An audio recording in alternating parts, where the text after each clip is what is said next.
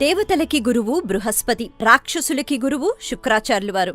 మరి దేవతలకి గురువైన బృహస్పతికి అధిక శక్తి అన్నది ఉంటుంది కదా. కానీ అప్పట్లో శుక్రాచార్యులు వారి దగ్గర ఒక చక్కని విద్య ఉండేది, ఒక వింత విద్య అని మనం చెప్పుకోవచ్చు.